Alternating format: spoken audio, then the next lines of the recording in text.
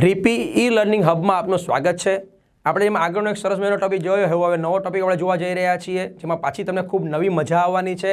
અને ખાસ નોંધ કે તમારી સાથે ચોક્કસ તમારા નોટ પેન રાખજો ને નોંધતા રહેજો, એવી આપણે મજા કરવાની છે, એ ખાસ ધ્યાન રાખતા જજો। ઓકે, આગળ શરૂ કરજો નવો ટોપિક। ચાલો બાળકો, તો બીજો શબ્દ છે ઝોમ્સ મેં લીધેલો છે। હવે ઝોમ્સ કોઈ શબ્દ નથી, પરંતુ કોષની અંદર જે નાની નાની રચનાઓ હોય છે, એમ કહી શકાય સૂક્ષ્મ કાયવાળી રચનાઓ હોય છે, એવા બધા માટે મોટે ભાગે ઝોમ્સ શબ્દ લગાડતા હોય છે। તો આવા કેટલાક અલગ અલગ શબ્દ છે, એને આપણે સમજતા જઈએ। તો પહેલી વાત છે રિબોઝોમ્સ અને મોનોઝોમ શબ્દ છે। હા, તમે શબ્દથી પરિચિત છો, પણ એ શું છે?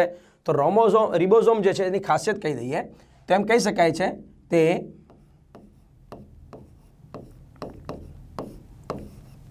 પટલ વગરની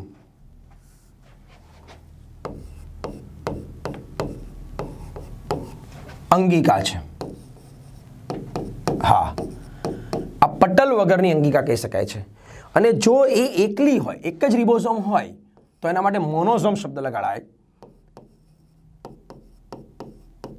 એક જ રિબોઝોમ માટે એને મોનોઝોમ કહી શકાય છે। અને એમ કહેવાય છે એની શોધ જે કરેલી હતી મિસ્ટર પેલાર્ડે, એટલે એને પેલાર્ડ કણિકા કહેવામાં આવે।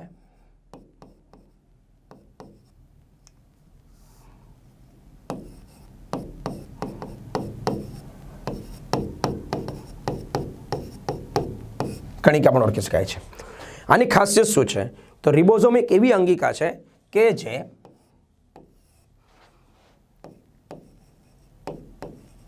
આદિકોષ કેન્દ્રી કોષમાં અને બીજું સુકોષ કેન્દ્રી કોષમાં બંનેમાં જોવા મળે। એટલે આદિકોષ કેન્દ્રી કોષમાં પણ જોવા મળે, સુકોષ કેન્દ્રી કોષમાં પણ જોવા મળી શકે છે। હા, એમાં અલગ અલગ આકારની કદના આધારે જોવા મળી શકે, જેમ કે આદિકોષ કેન્દ્રીમાં એ 70S ની કહી શકાય અને સુકોષ કેન્દ્રીમાં એ 80S પ્રકારની કહી શકાય। અને એટલે કે આ એક એવી અંગિકા છે જે બંને કોષોમાં જોવા મળી શકે છે। બીજીની ખાસિયત શું છે? તો કે જે બે એક S શબ્દ છે, જે એમ કહી શકાય છે સ્વેડબર્ગ, એનો ઘનતાનો એકમ છે।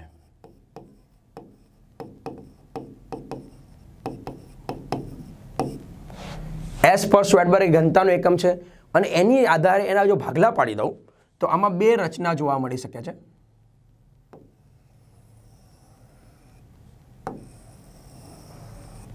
એમ અહીંયા પણ બે ભાગલા જોવા મળે, એટલે કે એના બે એકમો હોય। જે 70S છે એનું જો વાત આપણે કરી દઈએ તો એમાં ભાગલા પડે છે 50 અને બીજો જોવા મળે છે કે 30। અહીંયા જો હું કહી દઉં તો 80ના ભાગલા પડે છે 60S અને અહીંયા જોવા મળી શકે છે એ છે 40S। ઓકે, મજાની વાત।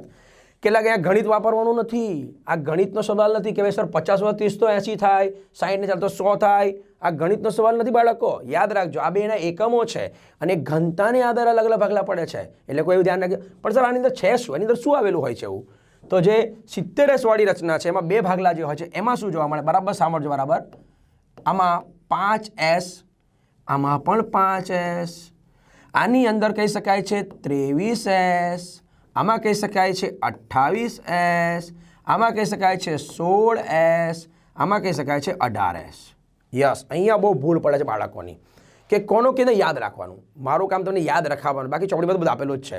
તો યાદ કેને રાખી દઈએ? તો જો મેં લખ્યું કેવી રીતના, તો આમાં પહેલાં 5S લખ્યું, અહીંયા પણ આ લખ્યું, એટલે કે બંનેમાં 5S તો આવે જ છે, એટલે ભૂલ તમારી પડે જ નહીં। બીજી વાત જરા જોજો। હા, હવે સર આ બધા ભાગો કયા છે? તો આ બધા ભાગો છે એના માટેના RNA ના। Yes, it is a ribosomal RNA। તો બંનેમાં 5S વાળા રિબોઝોમલ RNA તો આવેલા જ હોય। સાથે સાથે અહીંયા આગળ 23S, અહીંયા 16S છે, આની અંદર 5.8S પણ આવેલો હોય। તો યાદ રાખો 80 વાળામાં તમને 8 વાળો દેખાય છે, એમાં અહીંયા પણ 8 આવે, અહીંયા પણ 8 આવે, અહીંયા પણ 8 આવે। તો 8 વાળો મુદ્દો એમાં આવે 80Sમાં આવે, એટલે કે સુકોષ કેન્દ્રીમાં આવે। ભૂલ પડે જ નહીં તમારી। બોલો, યાદ આવી જાય ને? બધા સમજવા પડે છે ને? તો આ ખાસ સમજતા જજો। બાકીનું અહીંયા વધુ 16 ને 23 બે યાદ રાખવાના આવી ગયા અંદર, તો આ તમને ભૂલ નહીં, કારણ કે MCQમાં તમને એવું પૂછાય કે રિબોઝોમના 50Sમાં કયા કયા RNA આવેલા હોય, તો હવે તમારી ભૂલ નહીં પડશે। કારણ કે 50S કીધું છે એટલે કોણ કીધું? આદિકોષ કેન્દ્રી કીધું. આદિકોષ કેન્દ્રી કીધું તો એની અંદર શું જોવા મળી શકે છે? 23 અને 16 યાદ રાખી શકાય છે. તો આ તમારા માટે એકદમ સરળ યાદ રાખવાની રીત છે. હા, બીજું આનું કામ શું છે? તો આ જે બંને એકમો હોય છે ને એ બધા કનેક્ટેડ થયેલા હોય, જોડાયેલા હોય. કોના વડે જોડાયેલા હોય? તો કે મેગ્નેશિયમ. It is Mg+2. હા, બંનેમાં મેગ્નેશિયમ યાદ રાખજો. તો તમને પૂછાય કે રિબોઝોમ જે છે એને કયું ખનિજ તત્વ જોડે છે? તમારું MCQ પૂછાય કયું ખનિજ તત્વ જોડી રાખે એના એકમોને, તો એ જોડવા માટે જવાબદાર કોણ છે? મેગ્નેશિયમ. અને એ આ બહુ મહત્વનો ભાગ ભજવે છે. બીજી એક એની રિબોઝોમની ખાસિયત કહી દો. આ બહુ ઉપયોગી અંગિકા છે બાળકો, બહુ જ ઉપયોગી અંગિકા. આ એક એવી અંગિકા છે કે જે સતત કામ કરે છે.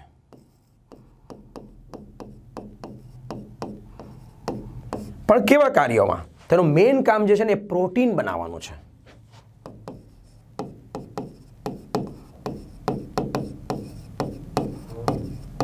તો પ્રોટીન સંશ્લેષણનું કામ એની પાસે છે. એટલા માટે એને એવું કહેવાય છે એ કોષની એન્જિન છે, કોષના એન્જિન તરીકે ઓળખાય.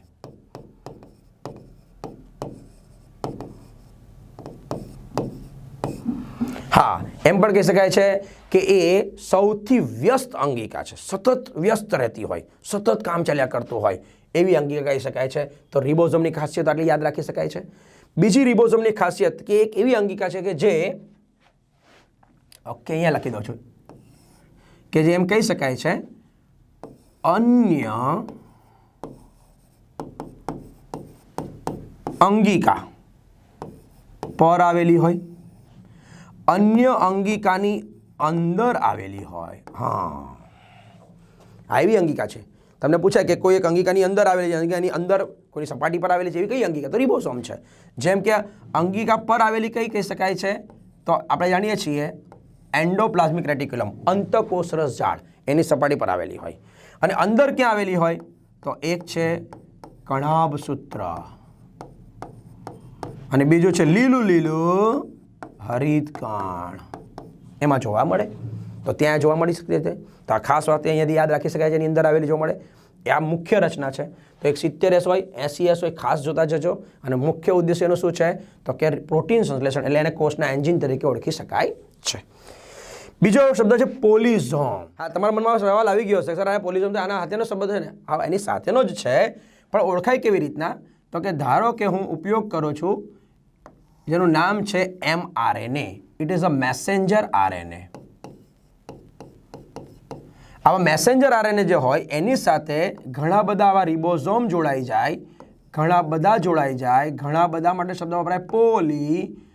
તો યાદ રાખજો, ઓલી છોરી પોલી યાદ રાખજો. તો પોલી એટલે ઘણા બધા, અને ઘણા બધા રિબોઝોમ જોડાયા છે એટલે પોલી રિબોઝોમ કહેવાય, એને પોલિઝોમ પણ કહેવામાં આવે. એટલે આપણે યાદ રાખી દઈએ કે mRNA સાથે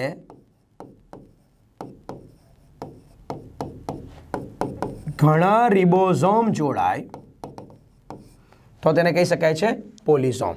તો આ શબ્દ યાદ રહી જાય છે. બીજો એક શબ્દ છે ડેસ્મોઝોમ. આ શું છે? તો જે ડેસ્મોઝોમ જે છે એ કેવું છે? તો કે આ એક કોષ છે, બાજુમાં બીજો કોષ છે. હા, પણ આ કેવો કોષ છે? તેનું નામ છે એનિમલ સેલ, એટલે કે પ્રાણી કોષ. આ પણ પ્રાણી કોષ છે. સ્વાભાવિક છે, બંને પ્રાણી કોષો સાથે હોય. તો જે પ્રાણી કોષ હોય એની કોષ રસ સ્તર, આ જે બહારનો દિવાલ હોય ને આપણે શું નામ આપી શકીએ છીએ? તો કે કોષ રસ પટલ કહી શકાય, આ તો કોષ રસ સ્તર કહી શકાય.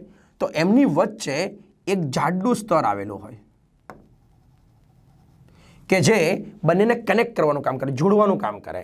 તો જ્યારે યાદ રાખજો આ શબ્દ, જ્યારે પ્રાણી કોષની વાત આવતી હોય ત્યારે બે કોષોને જોડવા માટે વચ્ચે જે ભાગ બનતો હોય અથવા જે જોડાણ સ્થાન આગળ બનતું હોય એ ડેસ્મોઝોમ કહેવાય.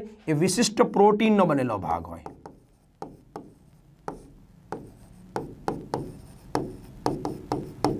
તો આવા પ્રોટીનના બનેલા જે ભાગ હોય છે એને ડેસ્મોઝોમ કહેવાય છે, જે પ્રાણી કોષોને જોડવા માટેનું કામ કરે છે. હા, વનસ્પતિ કોષ માટે આવો શબ્દ એક આવતો તો યાદ હતો. એને શું કહેતા હતા આપણે? તો કે કોષ રસ તંતુ, પ્લાઝ્મોડેસ્માટા કહેતા હતા. તો એ વનસ્પતિ કોષને કનેક્ટ કરે છે, જેને કારણે દ્રવ્યોની આપલે કરી શકાતું હોય છે. પણ અહીંયા વાત ચાલે છે બંને પ્રાણી કોષને કનેક્ટ કરવા માટે, તો ત્યારે શબ્દ વપરાય ડેસ્મોઝોમ. ઓકે. બીજો શબ્દ છે લોમાઝોમ. થોડીક જગ્યા હું લઈ લઉં તમારા માટે, જેથી મને સરસ પડે, તમને પણ મજા આવે.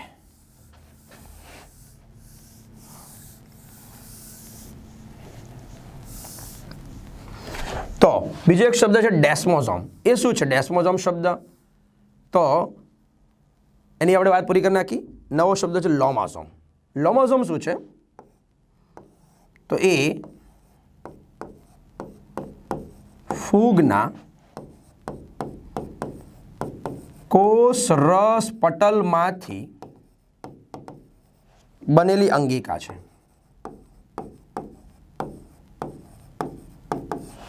અને એ રચના શું કરે છે? તો કે પર્ટિક્યુલરલી ફૂગની કોષ દિવાલનું નિર્માણ કરે. હવે એવું કેમ? તો તમે જાણો છો કે વનસ્પતિમાં કોષ દિવાલ સેલ્યુલોઝની બનેલી હોય, ફૂગ પણ વનસ્પતિ જ છે, પરંતુ એમાં એક ફેરફાર છે. શું? તો કે ફૂગની જે કોષ દિવાલ હોય છે એ ફંગસ સેલ્યુલોઝની બનેલી હોય.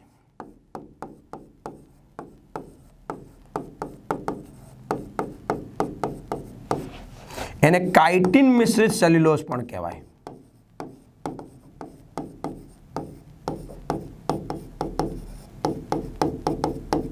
પણ કહેવામાં આવે. અને એટલા માટે એ ઉપયોગી અંગિકા છે, ખાસ કરીને કોના માટે? વનસ્પતિ ફૂગ માટે, લોમાઝોમ. અને વનસ્પતિ ફૂગ માટે તમે ખાસિયત જાણો છો, એ કેવી છે? મૃતોપજીવી વનસ્પતિ છે, એટલે પ્રરોપજીવી વનસ્પતિ છે. તો તેના માટે રચનામાં વિશિષ્ટ રચના છે લોમાઝોમ. એવી એક વાત છે મેસોઝોમ. એ ક્યાં જોવા મળે? તો એની પણ એક થોડીક માહિતી તમને હું આપી દઉં.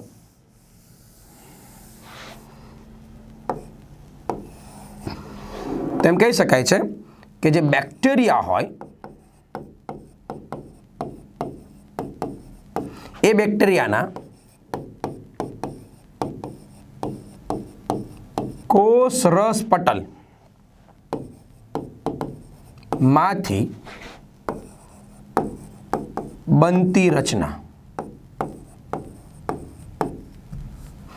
આ કોષ પટલમાંથી બનતી રચના કહી શકાય છે. અને એ શું કરે છે? તો કે તેનામાં એડેનોસાઇન ટ્રાઇફોસ્ફેટ એટીપી, એને આપણે કહી શકીએ શક્તિ ચલણ,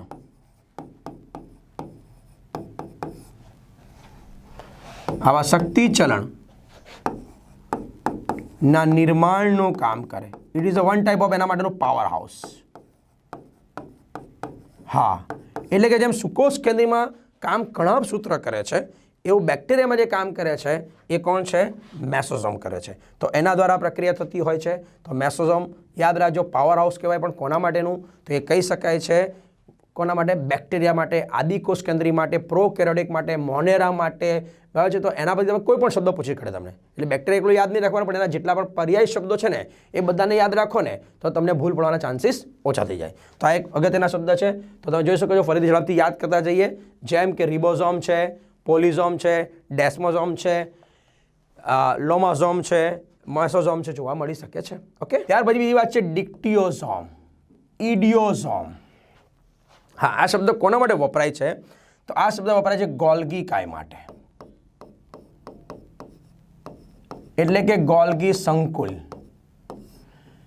જેને આપણે ગોલ્ગી બોડીઝ કહીએ છીએ. હા, આ જે ગોલ્ગી બોડીઝ છે એ ડિક્ટિયોઝોમ ખાસ કરીને પર્ટિક્યુલરલી વનસ્પતિ માટે શબ્દ વપરાય.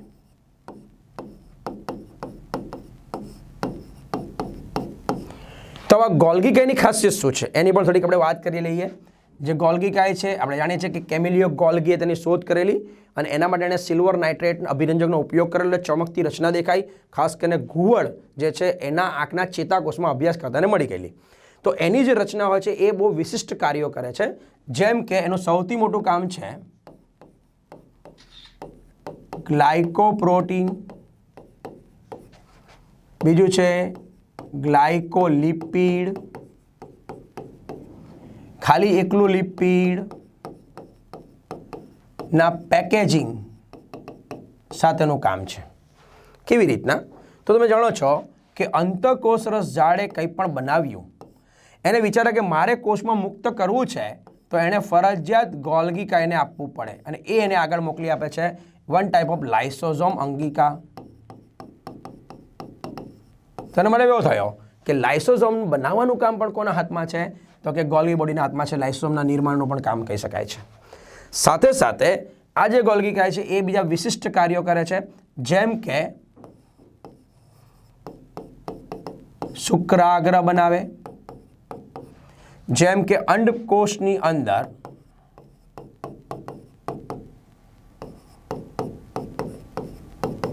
કોર્ટિકલ કણિકાઓ બનાવે, એના હાથમાં જોવા મળી શકે છે. સાથે સાથે એમ કહી શકાય છે કોષ દિવાલના ઘટકો બનાવે, તો એ બનાવવાનું કામ પણ એના હાથમાં જોવા મળી શકે છે. આમ અગત્યની રચના છે આપણા માટેની ઇડિયોઝોમ, ડિક્ટિયોઝોમ તરીકે ઓળખી શકાય છે. હા, એ પર્ટિક્યુલર ખનિજ તત્વ માટે યાદ રાખજો, સલ્ફર ના ચયાપચય માટે કામ કરી શકે છે. તો વિશિષ્ટતા કહી શકાય છે ડિક્ટિયોઝોમ, ગોલ્ગી કાય તરીકે. ઓકે, પેરોક્સિઝોમ આ એક એવી રચના છે એ વનસ્પતિ કોષમાં હોય. આપણા પ્રાણી તરીકે વાત કરીએ માનવમાં તો એ જોવા મળી શકે છે આપણને નંબર 1 યકૃતના કોષની અંદર અને બીજું મૂત્રપિંડના કોષની અંદર. એ શું કરી શકે છે? તો કે પેરોક્સાઇડ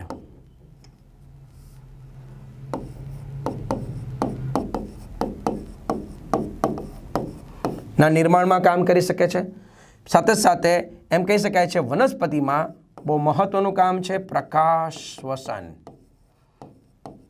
હા, આ પ્રકાશ શ્વસન માટેની બહુ કનેક્ટેડ અંગિકા છે. જો આ નહીં હોય ને તો પ્રકાશ શ્વસનની પ્રક્રિયા થતી જ નથી.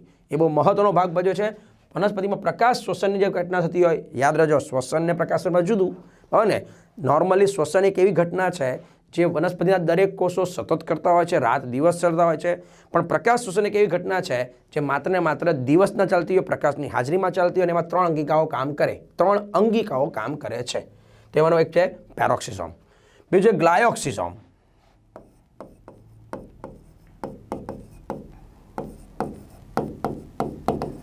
આ જે ગ્લાયોક્સિઝોમ હોય છે એ પણ ખાસ કરીને વનસ્પતિમાં જોવા મળે. વનસ્પતિ કોષની અંદર હોય. એના પર્ટિક્યુલર લાઇસોઝોમ તરીકે ઓળખી શકાય છે. એ લાઇસોઝોમ તરીકે ઓળખી શકાય છે. બીજી ખાસ કરીને કહેવાય એ ચરબીના પાચન સાથે સંકળાયેલી છે. એવો બીજો ભાગ છે સ્પેરોઝોમ. આ પણ એમ કહી શકાય છે ચરબીમાંથી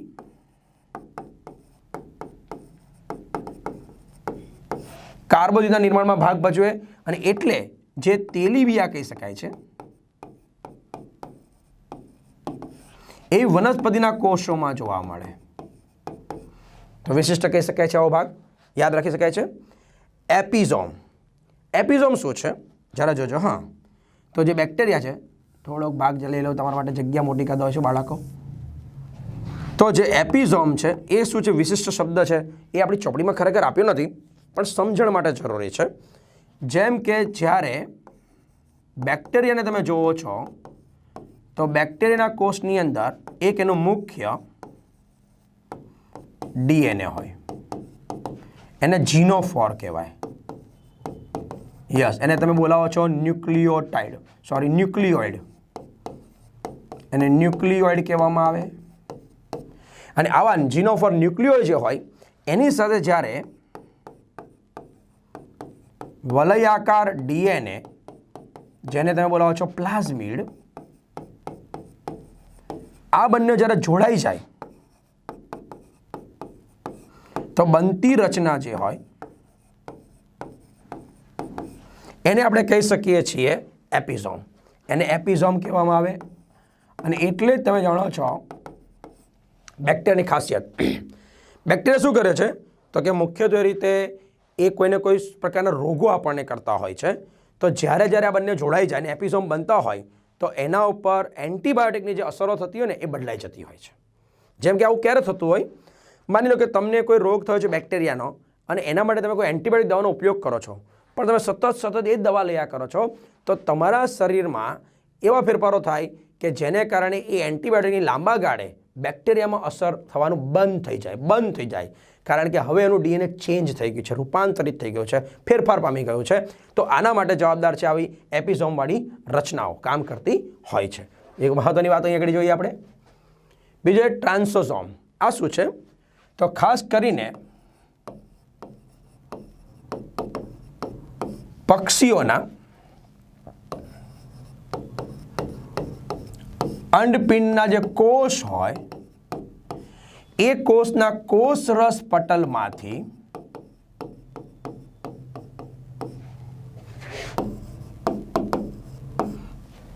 ત્રણ આવરણયુક્ત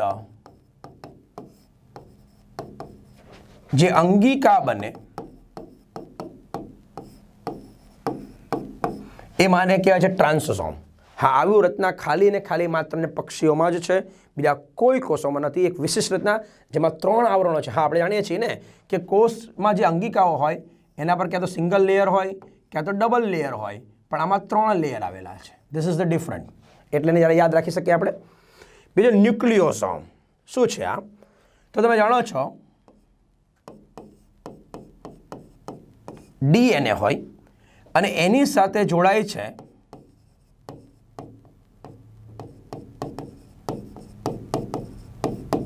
હિસ્ટોન પ્રોટીન. તો એવું કેમ પહેલાં તો થાય એ પણ સમજાવી દઈએ સાથે સાથે. તો ડીએનએની અંદર આવેલો હોય છે પેન્ટોસ શર્કરા, નાઇટ્રોજન બેઝ અને ફોસ્ફેટ. આ જે ફોસ્ફેટ હોય છે it is a one type of phosphoric acid જે છે.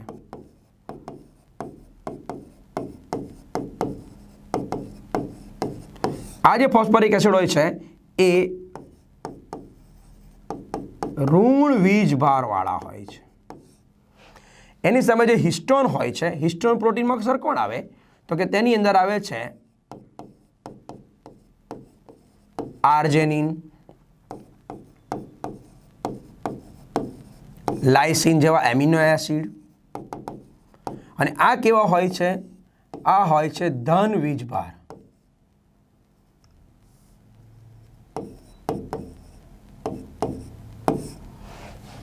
યુક્ત હોય.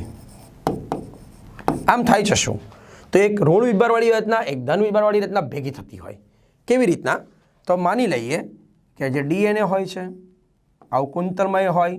આ ડીએનએની અંદર અલગ અલગ નાઇટ્રોજન બેઝ સામસામે જોડાયેલા હોય અને એવી કુંતલમયવાળી રચના બને. તો એની અંદર હોય છે માની લઈએ કે 200 નાઇટ્રોજન બેઝ પેરવાળી જે રચના હોય એવું જે ડીએનએ હોય એ જોડાઈ જાય છે 1 2 3 4 5 6 7 અને 8. આ કોણ છે? આ અષ્ટક છે જેને આપણે કહીશું હિસ્ટોન અષ્ટક.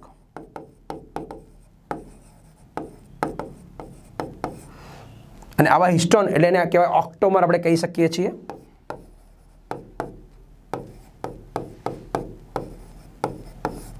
ઓક્ટોમર અણુ કહી શકાય છે. અને આની અંદર જોવા મળે છે કે હિસ્ટોન જે કહી શકાય છે એ વાળી રચના 2ની હોય છે, બી વાળી રચના 2 હોય છે, હિસ્ટોન 3 હોય છે અને હિસ્ટોન 4 હોય છે. જ્યારે આ જોડાઈ જાય કોની સાથે? તો કે ડીએનએ સાથે. તો એના ઉપર એક કુંતલવાળી રચના બને અને એના કારણે જે રચના તૈયાર થતી હોય જે લગભગ 10 નેનો એંગસ્ટ્રોમ જેવી રચના કહી શકાય છે.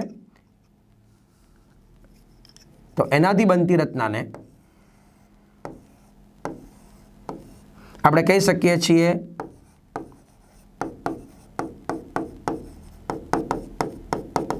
ન્યુક્લિયોઝોમ.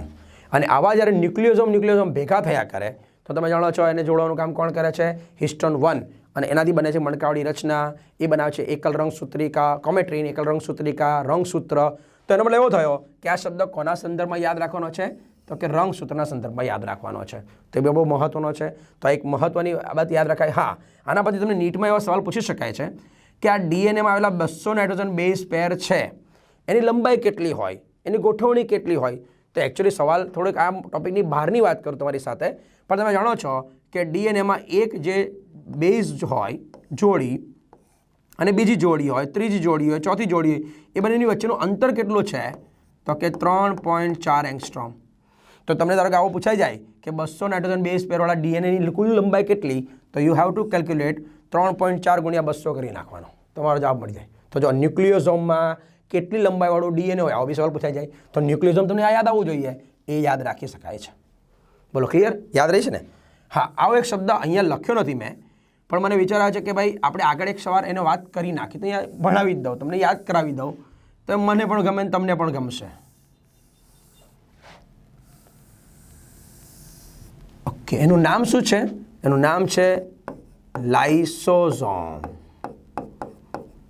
હા, એ વાત આપણે આગળ પણ આવી ગઈ અંગિકાનું નામ તો, પણ અહીંયા સ્પેશિયલ શબ્દોથી સમજીએ ને. આ એક પટલમય અંગિકા છે.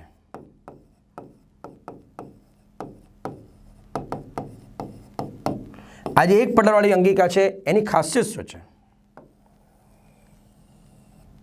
તો કે એની અંદર હંમેશા બહારથી અંદર તરફ હાઇડ્રોજન આયન પ્રવેશતા હોય અને આના માટેને શક્તિની જરૂર પડતી હોય.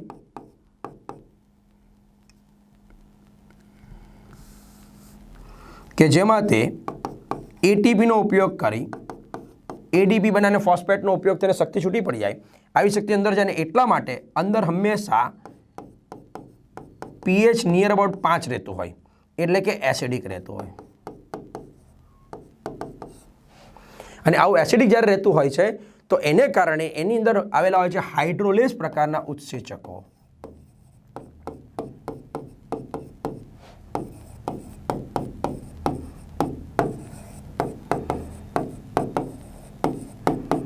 અને આવા ઉત્સેચકો શું કરે છે તો કેમ કહી શકાય છે, કોષમાં આવેલા બધા દ્રવ્યો જેમ કે કાર્બોદિત હોય, પ્રોટીન હોય, લિપિડ હોય,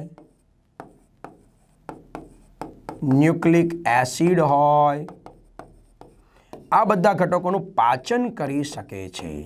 હા, અને એના મતલબ એવું થાય કે લાઇસોઝોમનું ખાસ કાર્ય કેવું કહેવાય તો કે કોષ માટે ઘન ભક્ષણ,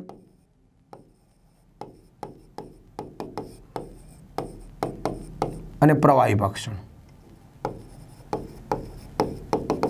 આમ ઘન ભક્ષણ અને પ્રવાહી ભક્ષણનું કાર્ય દર્શાવી શકે છે.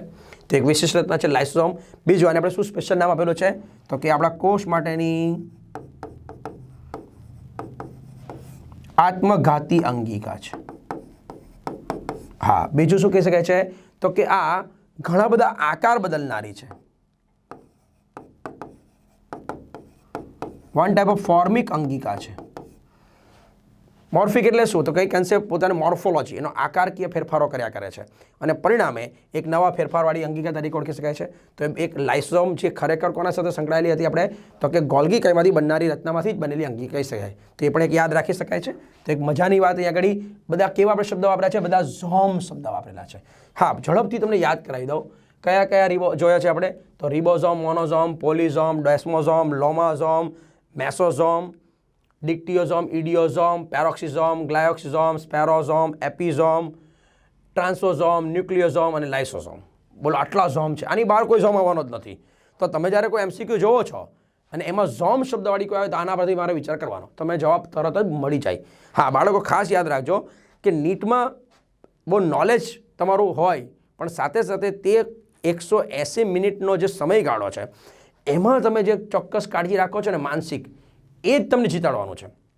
તમે 2 વર્ષ સતત મહેનત કરી છે, જોરદાર મહેનત કરી છે અને આખતે તો આપણને એક એક્સટેન્શન મળ્યું છે 2-3 મહિના માટેનું, એમાં તમે જબરજસ્ત કામ કર્યું છે.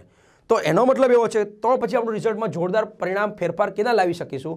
એ 180 મિનિટ દરમિયાન તમે જે તમારી મગજને શાંતિ આપો છો એ તમને મદદ કરશે. અને એના માટે તમને આવા બધા શબ્દ ઝડપથી યાદ રહી જાય ને, એ યાદ આવી જશે, કોમ્બિનેશન ખબર પડી જશે શબ્દોનું, તો તમને ફાયદો મળી શકે છે. ઓકે બાળકો, અહીં આજનું આપણે કામ પૂરું કરી રહ્યા છીએ. તો રીપી ઈ લર્નિંગ હબમાં આપણે ખૂબ મજાથી નવા ટોપિકોને જોયા અને આવા ટોપિકોને સતત જોવા માટે અમારી જે ચેનલ છે એને સતત તમે સબસ્ક્રાઈબ કરતા જાઓ, લાઇક કરતા જાઓ અને તમારા પ્રશ્નો અમને કોમેન્ટમાં પૂછતા જાઓ. કારણ કે જેટલા પ્રશ્નો તમે અમને પૂછશો ને એટલી વધારે અમને મજા આવશે, કારણ કે એટલું મેં તમારા માટે નવું લાવીને આપશું.